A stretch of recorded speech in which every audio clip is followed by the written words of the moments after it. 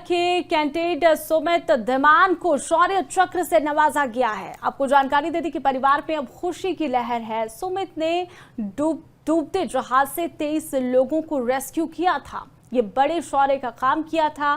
खराब मौसम के बीच 23 लोगों का रेस्क्यू किया गया था। देश की सीमाओं पर तैनात होकर भारत की जनता को चैन की नींद देने वाले अंबाला के कैंडिडेट सुमित धीमान को शौर्य चक्र से नवाजा गया है, जिसके बाद से ही परिवार में खुशी की लहर है। दरअसल सुमित धीमान ने अपनी जान की परवाह किए बिना डूबते जहाज से खराब मौसम के बीच 23 लोगों को रेस्क्यू किया था। सुमित ने साल 2007 में अपनी नौकरी की शुरुआत की थी और बचपन से ही उन्हें शिप बनाकर देश की सेवा करने का शौक था। साल 2021 में एक डूबता जहाज को देखते हुए कमांडेंट सुमित ने अपनी जान की परवाह किए बिना उसे जहाज में डूब रहे लोगों की जान बचाई और इसके लिए उन्हें सम्मानित किया गया है।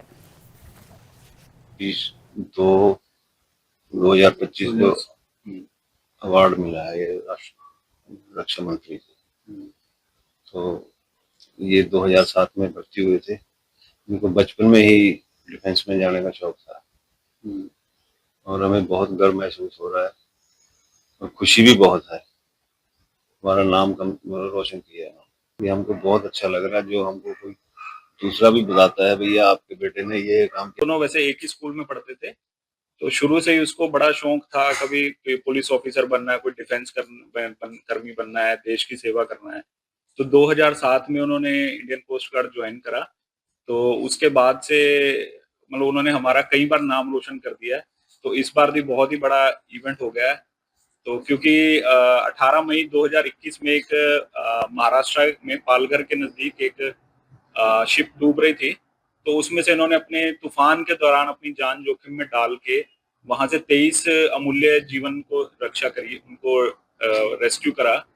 तो जिसके लिए राष्ट्रपति के कैंडिडेट सुमित धीमान को शौर्य चक्र से नवाजा गया है। आपको जानकारी दे दी कि परिवार में अब खुशी की लहर है। सुमित ने डूबते जहाज से 23 लोगों को रेस्क्यू किया था। ये बड़े शौर्य का काम किया था।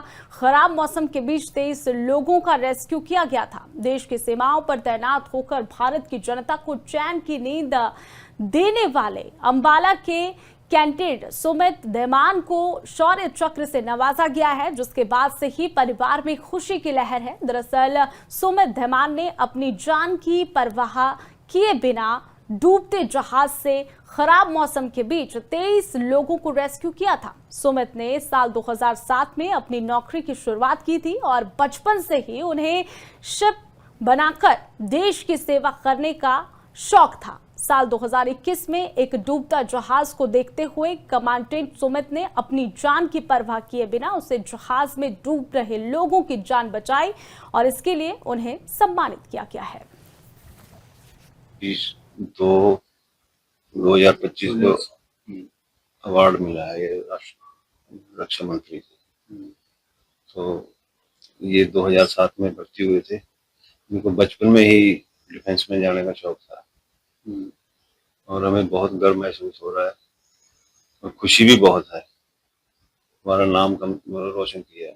ये हमको बहुत अच्छा लग रहा है, जो हमको कोई दूसरा भी बताता है भैया आपके बेटे ने ये काम किया। दोनों वैसे एक ही स्कूल में पढ़ते थे, तो शुरू से ही उसको बड़ा शौक था, कभी कोई पुलिस ऑफिसर बनना है, कोई डिफेंस कर्मी बनना है, देश की सेवा करना है।